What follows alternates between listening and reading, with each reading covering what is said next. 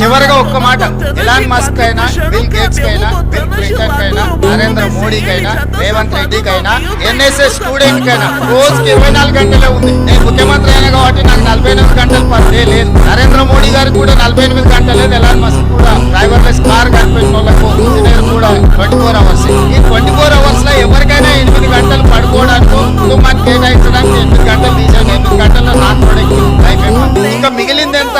16 hours. ఈ 16 గంటల్ని ఏ vertical కింద మీ life ను డిజైన్ చేస్తారో, డిఫైన్ చేస్తారో, ఫోకస్ చేస్తారో, ఆ 16 గంటలలో మీరు చేసే పని బట్టి మీరు ఒబామా కావచ్చు, మీరు బిల్ గేట్స్ కావచ్చు, బిల్ క్లింటన్ కావచ్చు, నరేంద్ర మోడీ కావచ్చు, రేవంత్ రెడ్డి కావచ్చు, లేకపోతే జితేంద్ర సింగ్ కావచ్చు, ఈ 16 గంటలలో మన లైఫ్ లో మనం ఏం పని చేయాలనుకుంటున్నాం అనే దాన్ని బట్టి మనం ఏమైతామో డిసైడ్ అవుతుంది. అది కూడా పర్టికులర్ గా 16 ఏళ్ళ నుంచి 25 ఏళ్ళ లోపల మనం వేసుకున్న రోడ్ మ్యాప్ మిగతా లైఫ్ అంతా పట్టుకొస్తుంది. 16 ఏళ్ళ నుంచి 25 ఏళ్ళు నాకు యంగ్ ఏజ్ వచ్చింది కాబట్టి చాలా మంది పిల్లలు అంటారు నాకు కొంచెం స్పేస్ కావాలి, నేను కొంచెం ఎంజాయ్ చేయాలనుకుంటున్నాను. ఈ 16 ఏళ్ళ నుంచి 25 ఏళ్ళ వరకు ఎంజాయ్ చేసిన వాటికి ఆ తర్వాత చేయడానికి ఏమి ఉండదు. ఈ 16 ఏళ్ళ నుంచి 25 ఏళ్ళ వరకు కష్టపడ్డావు అంటే 25 ఏళ్ళ నుంచి 80 ఏళ్ళ వరకు నీ లైఫ్ అనేది నీ చేతిలో ఉంటది. సమాజంలో గౌరవం ఉంటది. నిజంగా లైఫ్ ఎంజాయ్ చేయడం అనేది కుటుంబ సభ్యులతో రియల్ జర్నీ అక్కడనే స్టార్ట్ అవుతుంది.